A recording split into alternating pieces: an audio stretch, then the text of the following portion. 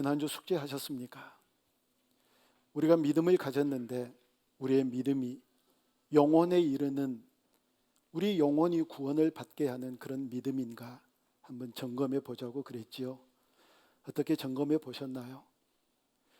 정말 우리가 영혼에 이르는 그런 믿음을 가졌는지, 아니면 헛된 믿음, 정말 잘못된 믿음을 가졌는지 늘 점검해 봐야 되거든요. 믿음이 있느냐 없느냐 이게 중요한 게 아니라 정말 제대로 된 믿음인지 아니면 헛된 믿음인지 늘 살펴야 되니까요. 온전한 믿음 갖고 살아야 되는데 그러기 위해서 우리에게 옹이가 있는지 혹은 굳은 살이 있는지 잘 점검하고 이것들을 다 내어버리고 정말 하나님께서 인정하시는 온전한 믿음으로 하나님의 의를 선포하고 하늘의 뜻이 이 땅에 이루어지도록 살아있는 믿음, 참된 믿음으로, 아니 우리의 믿음이 영원히 구원 얻는 데까지 나아가야 되잖아요. 그런 믿음으로 날마다 승리하는 저와 여러분들이 되어줄 수 있기를 주님의 이름으로 축원합니다. 이건요, 이번 한 주간만으로 끝나는 것이 아니라 주님 오실 때까지 되돌아보고 점검해 봐야 될 중요한 신앙의 덕목이거든요. 내 믿음이 우리의 영혼으로 하여금 구원 얻게 하는 그런 믿음인가 점검하실 수 있기를 바랍니다. 오늘은요, 직분자에 대한 얘기, 그런데 이걸 다시 좀 제목을 바꾸어서요. 왜냐하면 그래야 이 내용의 말씀이 뭘 얘기를 하는지 확실하게 알게 되니까요. 술과 담배에 대한 성경적인 교훈, 이걸 직분자가 갖추어야 될 이 자격과 맞물려서 함께 말씀을 나누려고 합니다. 여러분, 이 직분은요, 모세가 이스라엘 백성들을 이끌 때부터 시작이 되어졌었거든요. 어느 날 모세의 장인 이드로가 이렇게 보니까 이 사위가 하루 종일 재판석에 앉아 있는 거예요. 그리고 사람들은 길게 줄을 늘어뜨리고 서 있고, 야, 안 된다. 그러다가 너 오랫동안 지도자 못하고 지쳐서 쓰러질 수 있어. 그러면서 어떤 직분을 만들었는데 1000부장, 100부장, 50부장, 10부장을 만들어서 그 모든 일을, 이스라엘 백성들을 이끌어 나가는 일을 분산시키셨거든요. 그래서 그때부터 직분이 생겨난 거예요. 신학시대에는 어떻게 이 일이 이루어졌느냐면 오순절 마가 다락방에 성령께서 임하셨지요. 그리고 교회는 시작되어졌는데 이 교회가 폭발적으로 부흥을 하기 시작한 겁니다. 도저히 예수님의 제자들로서는 이 교회를 이끌어 나갈 수가 없는 겁니다. 너무 업무가 과중되니까요. 그래서 7 집사를 뽑은 게 처음 직분이 시작된 거거든요. 그래서 직분의 제도가 시작되었어요. 그런데 여러분, 성경에 나오는 목사, 장로, 감독, 이건 다 한 가지를 의미해요. 전부 다 하나입니다. 그래서 사실 이 목사도 어떻게 이름을 붙여야 제대로 된 이름이냐면 목사, 장로, 그게 제대로 된 이름이거든요. 목사, 장로예요. 또 장로님 계시고 또 어떤 데는 감독이라고 그렇게 이름을 부르고 다 같이 하나라는 얘기입니다. 그런데 오늘 우리가 읽은 이 디도서 1장 5절부터 9절까지는 뭘 얘기를 하느냐면 이 직분자들이 어떤 자격을 갖추고 있어야 되는가에 대한 얘기를 해줘요. 직분자의 자격, 이걸 한번 쭉 살펴볼 때 나는 어디에 어떻게 해당이 되는지, 나는 얼마만큼 부족한지, 나는 얼마만큼 연약한 부분이 어디에가 있는지 여러분들이 스스로 잘 한번 점검해 볼 수 있기를 바랍니다. 자, 이거 한번 보세요. 디도서 1장 5절부터 9절에서 직분자의 자격에 대해서 우리에게 설명을 해줍니다.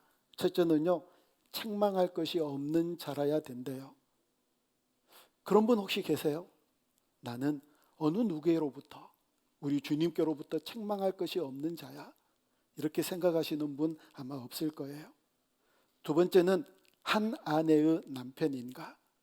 아내가 둘 되는 분 계세요? 이건 분명하게 드러나지요. 이건 주관적으로 분명하게 이건 확실하게 한 아내의 남편인지 두 아내의 남편인지 이건 분명하게 드러나겠지요. 세 번째는 방탕하다는 비난을 받지 않는 자. 이것도 굉장히 주관적일 수 있어요. 객관적으로 판단하기가 힘들지요. 네 번째는 순종 잘하고 믿음이 있는 자녀를 둔 자. 이것도 어렵고요. 청지기로서 합당한 자, 자기 고집대로 하지 않는 자. 나 내 고집대로 안 해. 근데 옆 사람이 볼 때 맨날 고집불통이야 너는, 이렇게 얘기할 수 있거든요. 이것도 주관적이에요. 객관적일 수가 없거든요. 급히 분내지 않는 자, 술을 즐기지 않는 자, 구타하지 않는 자. 이것도 분명한 행위가 있기 때문에 확실하게 구분될 수 있어요. 나 안 때려. 근데 또 언어 폭력이라는 게 있잖아요. 또 이것도 또 곤란해요. 그 다음에 더러운 이득을 탐하지 않는 자, 나그네 대접을 잘하는 자, 선행을 좋아하고 신중하고 의롭고 거룩하고 절제하는 자. 직분을 가지신 여러분들 어떠세요? 얼마만큼 해당이 되고 어떤 건 부족한가요? 이 많은 직분자 가운데서, 직분에 대한 자격 가운데서 술을 즐기지 않는 자, 여기에 포커스를 맞춰서 함께 말씀을 나누려고요. 술을 종종 하시는 분들 여기 많이 계실 거예요. 한번 엄지발가락 꼼지락 한번 거려보실래요? 이 디도서의 1장에서 나온 이 직분자의 자격이 또 어디에 더 자세하게 나오느냐면 디모데전서 3장에 나와요. 근데 이 디모데전서 3장에서도 이런 많은 직분자의 자격을 얘기하면서 특별히 술에 관한 얘기를 2번이나 얘기를 해요. 먼저 디모데전서 3장 3절 말씀을 같이 읽습니다. 시작. 술을 즐기지 아니하며 구타하지 아니하며 오직 관용하며 다투지 아니하며 돈을 사랑하지 아니하며. 아멘. 다행이다. 술을 마시지 말라는 얘기는 없고 즐기지 말라고 그러는구나. 다행이다라고 생각되시는 분 혹시 계신가요? 또 이 디모데전서 3장 8절에 술에 대한 얘기가 나와요. 시작. 이와 같이 집사들도 정중하고 일구이연을 하지 아니하고 술에 임박이지 아니하고 더러운 일을 탐하지 아니하고. 아멘. 술에 임박이면 안 된대요. 그리고 오늘 아까 읽었던 본문 7절에서도 술을 즐기지 아니하고 라고 얘기하잖아요. 제가 이 설교를 왜 하려고 작정했느냐면 수개월 전에 우리 청년 일부에 나가서 설교를 이 얘기로, 이 주제로 했거든요. 술과 담배에 대한 얘기를 주제로 설교를 하면서 그때는 원고 쓰고 가지 않았어요. 그냥 설교했어요. 그러면서 제 마음속에 이런 마음이 들었습니다. 이거 임직자에 대한 문제가 불거질 때 어른 예배에도 설교를 꼭 한번 하자. 그때 다짐을 했고 오늘 임직자 선거에 대한 공고를 하면서 여러분과 함께 나누려고 그러거든요. 그러니까 이 설교를 들으면서 이런 생각을 혹시 하실 분들이 있을 수 있거든요. 혹시 나 한잔하는 거 어디서 목사님이 봤나? 아니면 누구한테 얘기를 들었나? 이런 생각을 하실 수 있는데 전혀 그게 아니에요. 그런데 저는 여러분들에게 부탁을 드리고 싶어요. 봤나? 아니면 누구에게 들었나? 아이고 들켰나 보네. 누구에게 들었나 보네. 이게 유익하면 그렇게 생각하고 들으세요. 아니면 못 봤을 거야.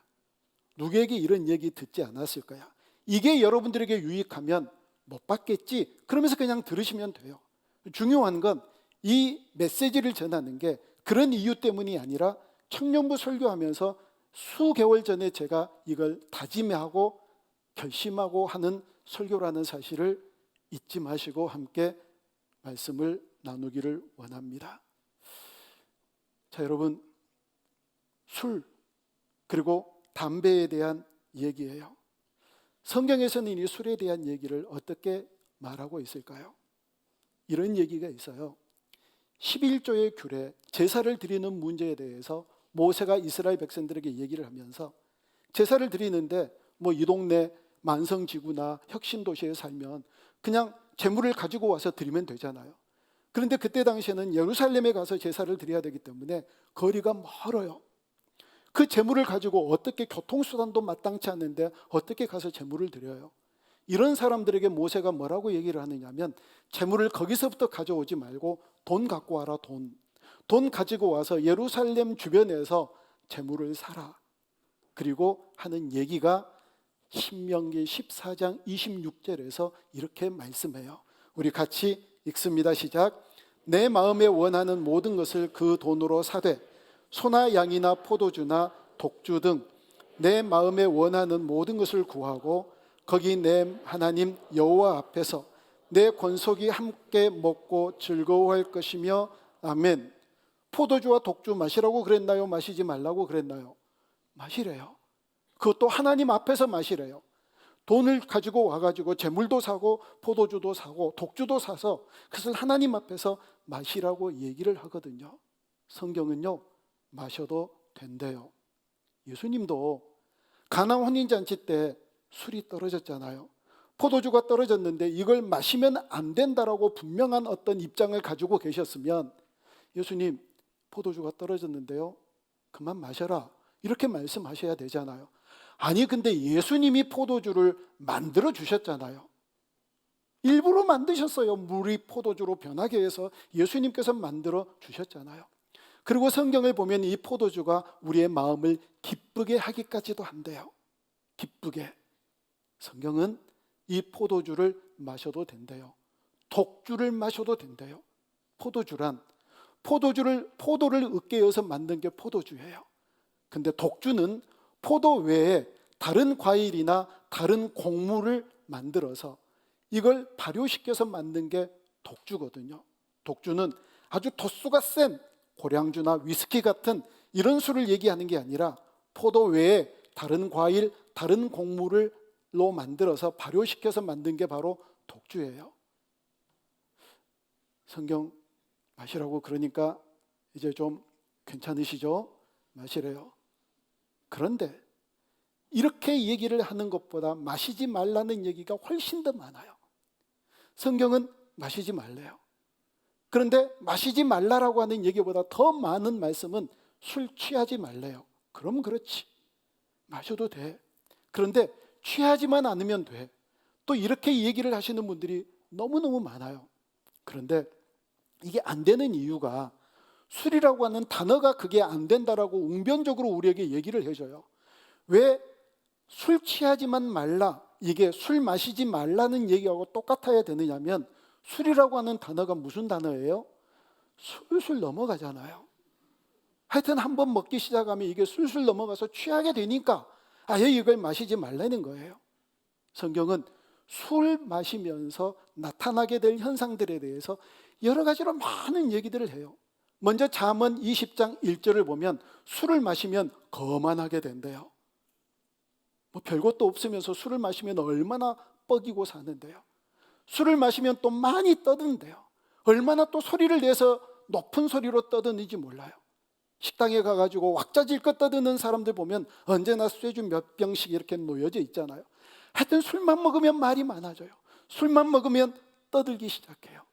이게 사람들의 모습이라는 거예요. 그리고 또 잠언 23장 21절에서 여러분들이 너무너무 싫어하는 얘기를 하고 있어요. 술 많이 마시고 취하면 가난해진대요. 가난한 건 너무 싫어하시잖아요. 근데 가난해진대요. 어떻게 하실 거예요? 성경이 그렇게 얘기를 해요. 그리고 술에 대한 아주 적나라한 얘기를 23장 32절부터 35절까지 말씀해 주시는데 32절부터 제가 읽어드릴게요. 그것이 마침내 뱀같이 물 것이요 독사같이 쏠 것이며, 술이 뱀같이 물고 독사같이 쏜대요. 이게 무슨 얘기냐면 이거 한 잔 딱 마셨는데 이게 치명타를 입힌다는 거예요. 여러분, 뱀이 물고 독사가 쏘면 이게 그냥 한 번이지만 치명타를 입잖아요. 이것처럼 술 한 잔이 그와 같은 역할을 한다라고 얘기를 하는 거예요. 그리고 33절에서 또 내 눈에는 괴이한 것이 볼 것이요. 괴이한 것, 이게 원문으로 뭔지 아세요? 매춘부가 보인다는 얘기예요. 술을 마시면 괴이한 것. 근데 왜 하필 귀신 같고 괴물 같은 이런 것들이 아니라 왜 하필 매춘부가 보일까요? 술을 먹으면 성적으로 타락하게 돼요. 그래서 술 마시고 성추행하고, 술 마시고 성폭행하고, 술에 만취돼서 성추행 당하고, 술이 만취돼서 성폭행 당하고 그러잖아요.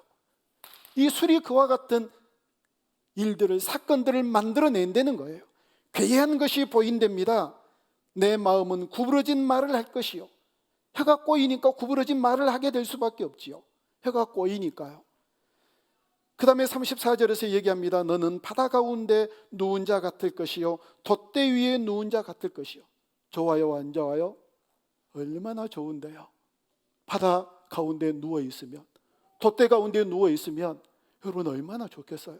그 술 먹은 사람들이 기분이 좋아지잖아요. 저희 교회에 어떤 집사님이, 그렇게 술을 많이 먹은 집사님이 하나님의 은혜로 금단 증상 하나도 없이 술을 딱 끊었어요. 부인이 좋아야 될까요? 안 좋아야 될까요? 안 좋은 일이 있기 시작했대요. 술을 먹을 때 그렇게 잘 주던 용돈이 딱 떨어졌대요. 기마이, 그냥 기분 좋아서 막 주는 용돈이 딱 떨어지고, 또 하나 안 좋은 건 술을 안 먹으니까 일찍 집에 들어와가지고 자꾸 잔소리를 많이 한대요. 왜 청소는 이렇게 됐고 왜 반찬은 이러고 자꾸 잔소리를 하는 게 안 좋더래요. 여러분, 술을 마시면 이렇게 기분파로 사는 거예요. 별것도 없으면서. 그 잠시 그 낙을 누리기 위해서 사람들이 술을 마신다고 그렇게 얘기를 하거든요. 35절에서 얘기합니다. 네가 스스로 말하기를 사람이 나를 때려도 아프지를 않아요. 왜 그러는가 뒤에 나와 있지요. 나를 상하게 하여도 내게 감각이 없으니까. 신나게 두드려 맞고 전봇대가 와서 나를 때려버리고 길바닥에 와가지고 막 나를 때리고 논바닥도 막 나를 와서 때려버리고 그래도 감각이 없으니까 아프지도 않고 이게 전혀 뭐가 없는 거예요. 너무너무 딱 맞지요. 경험해보지 않는 것처럼 여러분들이 앉아 계셔도 그래도 다 경험해 보신 분들은 이거 알 거예요. 술이라는 건 이렇대요. 어떻게 성경이 이렇게 기가 막히게 이렇게 얘기를 했는지 정말 놀랍지 않으세요? 그런데 문제는 뭐냐면, 아니 어느 군데에서는 마셔도 되고 어디에서는 마시지 말라고 그러면 도대체 우리는 어느 장단에 춤을 춰야 될까요? 어떤 말씀을 따라서 살아가야 되느냐고요? 확실한 것 하나 있더라고요.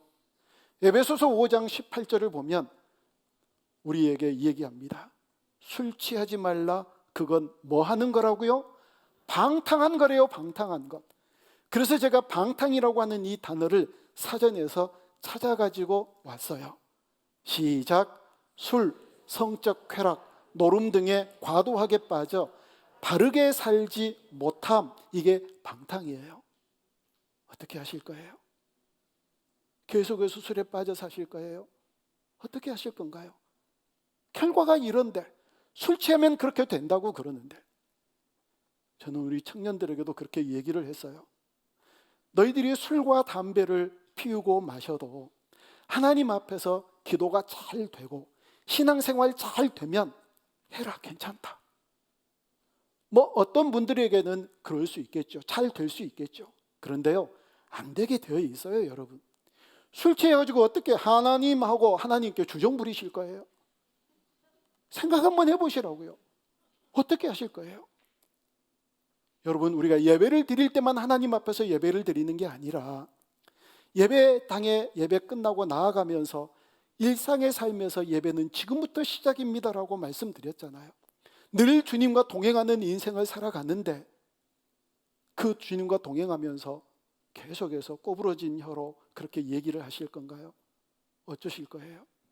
아니, 중요한 사람 만날 때, 직장에 면접 보러 갈 때, 선 보러 갈 때 한잔하고 가실 거예요? 중요한 만남이 있을 때 내게 굉장한 유익 그리고 손해가 달려있는 이런 문제에 봉착했을 때 어떻게 하실 거냐고요? 여러분, 그렇지 않잖아요. 다 정결하게 지난 밤에서부터 술 끊고 냄새 전부 다 제거하고 그렇게 가실 거잖아요. 그래서 그렇게 해도 되면, 아니 술 한잔하고 담배 피우고 그렇게 해도 되면 하라고 얘기하는데 이게 안 되게 되어 있어요. 이게 안 되도록. 술에 대한 얘기가 이렇게 성경에서 어떤 데는 하라고 그러고 어떤 데서는 하지 말라고 그러는데 담배에 대해서는 어떻게 얘기를 하는지 성경의 교훈이 하나도 없어요. 아무리 눈을 씻고 찾아봐도 이 단어 자체가 없는 거예요. 다만 이 담배에 대해서 교훈을 하면서 이 두 가지 성경 가운데에서 예를 들어서 얘기를 합니다. 배부르지 않는 것은 먹지 말라. 그 배부르지 않잖아요. 그러니까 먹지 말라고 얘기하고, 하나님께서 우리 몸을 성전 삼으셨는데 담배를 피워대면서 너희들 몸을 굴뚝으로 만들려고 그러느냐?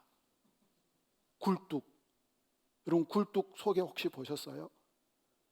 하나님이 우리를 거룩한 성전을, 우리 몸을 그렇게 만드셨는데 어떻게 굴뚝으로 만들려고 그러느냐?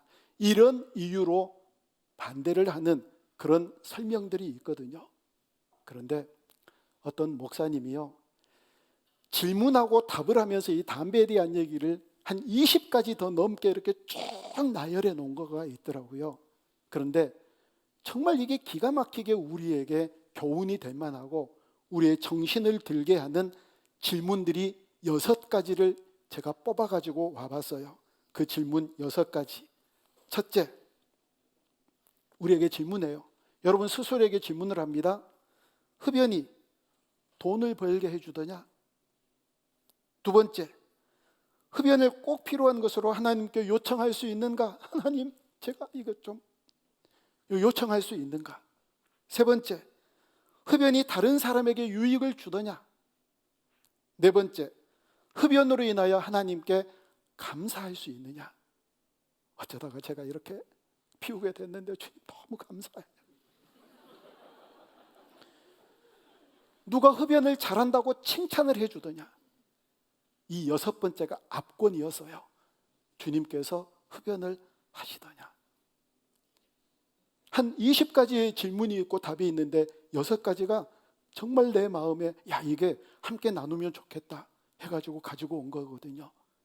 여러분, 이런 얘기들을 성경에서 찾아볼 수는 없는데 그렇게 교훈을 해줘요.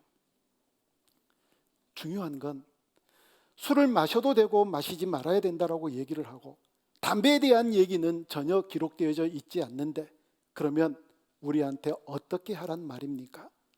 성경 전체를 보면 하나님이 우리에게 주시는 마음이 있어요. 딱히 그 부분에 대해서 콕 찔러서 얘기를 해주지 않지만 하나님의 마음을 우리에게 전달해 주신 게 있는데 그게 뭐냐면 로마서 14장 13절 말씀이에요. 우리 같이 읽습니다. 시작. 그런즉 우리가 다시는 서로 비판하지 말고 서로 도리어 부딪힐 것이나 거칠 것을 형제 앞에 두지 아니하도록 주의하라. 아멘. 여러분, 부딪힐 것은 장애물을 얘기하고 거칠 것은 헬라어로 스칸달론이라고 발음을 하는데 이 헬라어 원어에 스캔들이라고 하는 영어가 파생된 거거든요. 스캔들. 이건 올가미 혹은 덫이라고 하는 그런 의미를 가지고 있어요. 여러 그리스도인들이요, 세상 사람들이 장애물에 걸려 넘어질 것 같으면 장애물 치워주는 사람이 되어야지요. 거기 올감이 있어, 거기 덫이 있어, 거기 밟으면 안 돼 하고 미리 얘기를 해줘야 되는 사람들이 그리스도인이어야 되잖아요. 그런데 어떻게 그리스도인들이 세상 사람들 걸려 넘어지라고 장애물 되게 하느냐고요. 어떻게 세상 사람들 넘어지도록 올가미가 되고 덫이 되느냐고요. 이게 하나님의 마음이에요. 그리스도인들아, 믿지 않는 형제들이나 믿는 형제들에게 장애물 되지 말아라, 덫이 되지 말아라, 올가미가 되지 말라. 이게 이 술, 담배에 관해서 하나님께서 우리에게 주신 하나님의 마음이거든요. 그리고 이렇게 말씀하세요. 로마서 14장 21절 말씀입니다. 시작. 고기도 먹지 아니하고 포도주도 마시지 아니하고 무엇이든지 내 형제로 거리끼게 하는 일을 아니함이 아름다우니라. 아멘. 이거 먹고 마시지 않으면서 형제들에게 어떻게 해서든지 장애물이 되지 않고 올가미가 되지 않고 덫이 되지 않는 삶을 살아가는 삶이 아름다운 삶이라고 그렇게 얘기하잖아요. 이게 주님의 마음이에요, 여러분. 우리는 너무 개인적이고 이기적이어서 우리 마음대로 인생을 살아가잖아요. 이제 좀 다른 사람들을 위한, 다른 사람들을 배려하는, 정말 다른 사람들의 입장을 생각하며 살아가는 인생이면 얼마나 좋을까요? 그런 인생은요, 신나는 인생이에요. 여러분, 그렇게 살아가면 그렇게 살지 않고는 배기지를 못해요. 늘 그런 인생을 살아가거든요. 보람 100배예요. 하나님께서 그런 인생들에게 주시는 희열이 놀랍거든요. 한번 그렇게 살아가 보자고요. 어떻게 그렇게 살지는 못할 망정 장애물이 되고 올가미가 되고 덫이 되는 인생이 되느냐고요. 아름다운 인생 살고 싶지 않으신가요? 이거 먹고 마시는 거 이거 끊어내면서 아름다운 인생을 살아가는 우리 모두가 되어줄 수 있기를 주님의 이름으로 축원합니다. 이게 바로 아름다운 인생이라고 얘기를 해요. 그런데 정말 우리가 이런 것들을 특별히 직분자들이 끊어내야 될 중요한 이유 하나가 있어요. 사도 바울을 통하여서 그 이유를 발견할 수 있는데, 사도 바울이 먹는 것 가지고 그렇게 얘기를 한 적이 있거든요. 여러분, 대부분 그때 당시에는 시장에 나가서 고기를 사 먹으려면 대부분의 고기가 어떤 고기였느냐면, 일단 자기들이 섬기는 하나님 외에 우상에게 바쳐진 재물을 가지고 나와서 시장에다가 내놓고 팔아요. 그렇지 않는 고기도 있겠지요. 그런데 이 사람들이 고기를 팔 때 원산지 표시를 안 해요. 지금처럼 도장을 딱 찍어가지고 이건 우상에다가 바쳐졌다가 나온 고기야, 아니면 이건 우상에 바쳐진 적이 없어 하고 원산지 표시를 하지를 않아요. 근데 대부분 우상에 바쳐졌다가 다시 시장에다가 내놓은 고기거든요. 이 고기를 믿는 사람이 딱 먹을 경우에 신앙이 좋다고 하는 사람, 요즘 말로 목사, 장로, 집사, 안수집사, 권사 이런 사람들이 딱 먹으면 믿지 않는 사람들이나 믿음이 연약한 사람들이 어떤 생각을 하실 수 있느냐면, 에이구, 목사가 돼가지고 장로, 권사가 돼가지고 집사가 돼가지고 어떻게 우상에다가 바쳐진 재물을 그걸 저 고기를 먹을 수 있나? 나는 그런 예수 안 믿어. 이렇게 될 가능성이 있다는 거예요. 전혀 그게 먹어도 문제가 없지만 여러분, 우상에 바쳐진 재물이요, 드셔도 괜찮아요. 우상에 맞춰진 재물이네 그러면서 드시지 마세요. 하나님께서 우리에게 주신 음식이네 하면서 드시면 아무런 문제가 없다고 성경이 그렇게 얘기를 하거든요. 근데 믿음이 연약하거나 믿지 않는 사람들이 볼 때는 그렇게 얘기를 할 수 있어요. 보신탕 드시는 분들 계신가요? 이제 혐오감이 생길까 봐 참 얘기하기가 거시기한데, 저는 아주 즐겨하지는 않지만 그냥 먹어요. 장로님들이 한번 먹으러 가재요. 먹으러 가서 대표 기도를 안 했어요. 그냥 대충 이렇게 감는 둥 마는 둥 하고 그냥 기도하고 먹었어요. 혹시 대표 기도를 하면 예수 믿는 사람도 고기 먹네? 그럼 먹어도 괜찮거든요. 개는요, 먹는 개가 있고 기르는 개가 있어요. 어떤 나라에는 고양이도 잡아먹어요. 돼지가 얼마나 새끼가 이쁜데요. 근데 그거 잡아먹는 거예요. 그건요, 정말 이 한국의 문화, 각 나라의 문화를 이해하지 못하니까 하는 얘기거든요. 소는 왜 잡아먹으세요? 다 똑같은 얘기예요. 얼마 전에 저희 교역자들이 그 보신탕집에 예약을 한다고 그래서 절대 더 온누리교회로 예약을 하지 말라 이렇게 제가 신신당부했거든요. 다른 데는 언제나 더 온누리교회로 예약을 해요. 근데 제가 전도사님에게 더 온누리교회로 예약을 절대 하지 말라.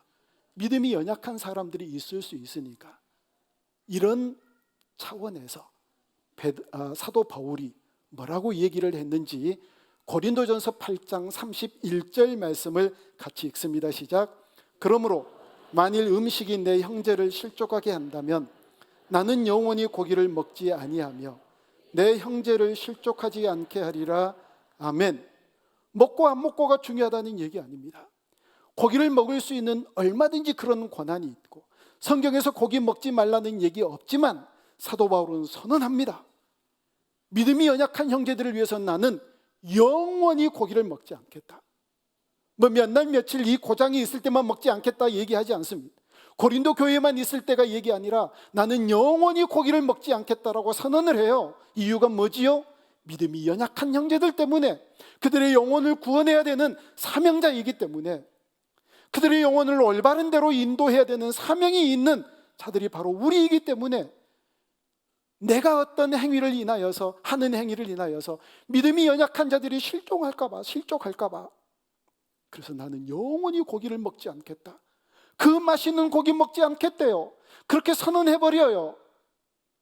내 유익을 위해서가 아니라 믿음이 연약한 형제들을 위하여서 사도 바울이 그렇게 선포했다면 특별히 직분자들이 이런 문제에 대해서 끊어낼 것 끊어내야지요. 영혼을 위하여서 실족하게 하면 안 되니까요. 세습 문제도 마찬가지예요. 여러분, 이미 세습은요, 이 세상의 주목거리예요. 믿지 않는 세상이 주목해요. 이 교회가 세습하고 있는지 세습하지 않고 있는지. 어떤 명분을 갖고 있다 할지라도, 아무리 중요한 이유를 갖고 있다 할지라도 이 세습은 이미 세상이 주목해요. 보세요. 대형교회 세습하니까 뉴스에 나오든가요? 안 나오든가요? CBS, CTS에서 나오지 않아요. 세상 뉴스의 메인 뉴스로 이게 나와요. 어느 교회는 세습했다네. 세상 사람들이 이미 눈을 부릅뜨고 교회를 쳐다보고 있다고요. 이게 어떤 명분을 갖고 있는지 상관없이 세습을 하면 그건 나빠, 개독교야, 이렇게 저렇게 비난하고 조롱하고 그리스도인들을 혐오하는 그런 세상이 있다고 한다면, 그런 세대라고 한다면 어떤 중요한 명분이 있더라도 하지 말아야 돼요. 성경은요, 세습에 대해서도 아무런 얘기를 하지 않아요. 구약을 살펴보면 오히려 세습이 성경적인 것처럼 보이지요. 세습을 잘했던, 왕의 세습을 잘했던 남쪽 유다는요, 굉장히 부흥하고 좋은 나라가 됐고, 세습을 하지 않았던 북이스라엘은 계속해서 모반과 쿠데타가 일어나므로 아주 엉망진창이 되잖아요. 제사장도 세습하고, 이게 어떻게 보면 성경적일지도 몰라요.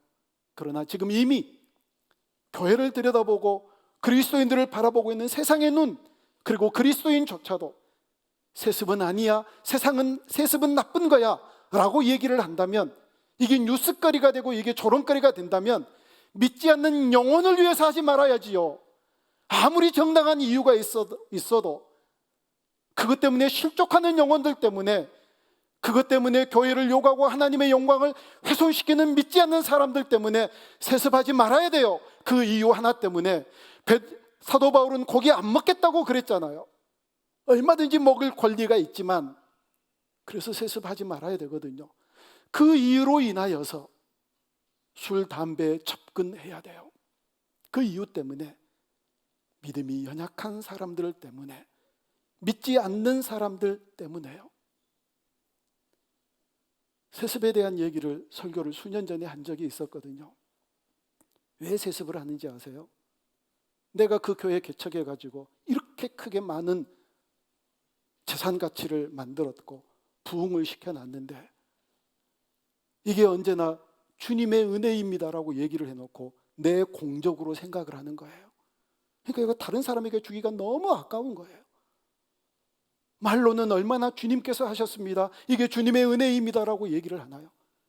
그런데 마음속으로 그게 아닌 거예요. 너무 아까워요. 내가 이루었다, 내가 다 거기에 나가 있기 때문에 내가 이루어온 건 내 자식에게 넘겨주고 싶은 이런 흉악한 마음들이 그들 속에 담겨져 있다고요. 어떻게 세상에 그런 지탄을 받으면서, 어떻게 그렇게 믿음이 연약한 형제들을 실족하게 하면서 세습하느냐고요. 다른 이유 없어요. 술에 대한, 담배에 대한 분명한 지침이 없다 할지라도 정말 우리가 중요하게 보아야 될 것은, 내가 그와 같은 행위를 함으로 믿음이 연약한 사람들이 어떻게 되느냐, 여기에 우리의 관심이 모아지고 이 문제에 우리의 시선이 모아질 때 넉넉하게 이기고 승리하는 복된 성도들이 되어질 줄로 믿습니다. 여러분, 성경의 지침, 이게 하나님의 마음 우리에게 주신 것 분명해요. 성도들을 위하여, 믿지 않는 사람들을 위하여, 그들을 실족하게 하지 말아야 되니까, 직분자들이 더욱더 경각심을 가지고 끊어낼 것 끊어내고 정말 주님 앞에서 부끄럼 없는 신앙생활을 온전히 잘 감당하는 우리 모두가 되어줄 수 있기를 주님의 이름으로 축원합니다. 의외로 많아요. 이런 부분에 대해서 굉장히 많아요. 오늘 설교가 굉장히 힘든 분이 혹시 계실지도 모르겠어요. 그런데 성령께서 도우시면은요, 딱 끊어져요. 아까 제가 말씀드렸잖아요. 매일 거의 술을 먹다시피 한 이분이 성령님의 은혜로 끊었대요. 금단 증상 하나도 없이. 금단 증상이 힘들잖아요. 근데 너무너무 하나도 없이 끊었대요. 아사히 맥주가 유명하다며요. 일본에. 이분이 일본 여행을 간 거예요, 가족끼리. 맥주가 유명한 그 지방에 가서 그래도 가락이 있잖아요. 맥주를 그래도 와서 사서 먹어보려고 딱 입에 댔더니 도무지 한 모금도 먹을 수가 없더래요. 하나님이 해주시면 그렇게 돼요. 성령님께서 해주시면 그렇게 돼요. 그러고 나서 전에 누리지 못하였던 기쁨과 희열과 주님 안에서 행복과 즐거움을 누리며 살아가게 될 줄 믿습니다. 믿음이 연약한 성도들과 믿지 않는 사람들을 위하여서 주님 앞에 늘 이 문제를 놓고 기도하며 성령의 은혜를 받아 누리는 우리 모두가 되어줄 수 있기를 주님의 이름으로 축원합니다. 기도합니다.